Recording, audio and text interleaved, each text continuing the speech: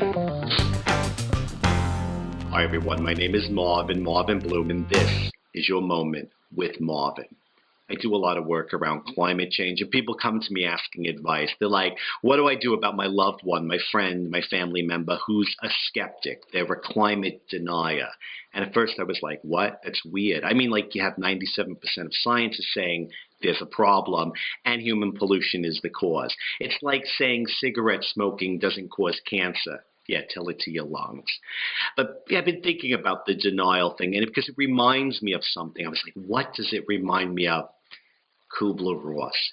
It reminded me of, have you ever heard of Kübler-Ross? They're researchers. They researched grief, like what happens, what the stages of grief. Like when something terrible happens, like when a loved one is diagnosed with something awful, or you find that you're not going to graduate on time, or I don't know, you find out that Lady Gaga's come out normal. So they had these 5 stages of grief. And what is the first stage of the Kübler-Ross stages of grief? Denial. You're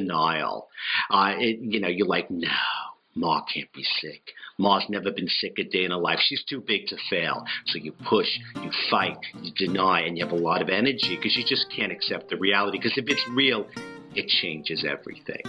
And that's what I think a lot of these climate deniers are going through, right? They're feeling like no, if this climate stuff is real, everything changes. So it can't be real. So they push and they reject and they fight against it. And, that gives me a lot of hope, actually, because once they work through that first denial stage, right? And they go on to the next stage is the anger, the bargaining, the sadness.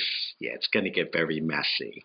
They'll finally come to the place of acceptance. Not acceptance that it's the end of the world, but the acceptance that we've got a huge problem and we got to do something about it. Then they will harness all that energy they've been using to deny and fight and everything, and they'll put it into climate solutions. No, I really feel a sore spot in my heart for climate deniers, and I don't like when people mock them and make fun of them. Now, there is a type of denier that I have no patience for. That's the hope denier. That's the person who says, oh no, we've gone too far. There's nothing we can do. And that's exactly what they do. Nothing. No, I really do feel a sore spot for climate deniers, because if I'm honest with you, and why can't I be honest, I too am a denier. Not a climate denier, no. I wish there was a hoax. No, I'm alarmed about that. No, if I'm honest with you, I am a cholesterol denier. Yeah, I don't actually believe there is such a thing as cholesterol. It's been manufactured by those grant-hungry American Heart Association doctors and those Quaker Oats people. Now, my partner Tristan says I'm wrong and I don't want to live up to the reality that I might have to change my lifestyle. But you know what? He's got his own heart-healthy lifestyle he's trying to shove down my throat. But that's another story.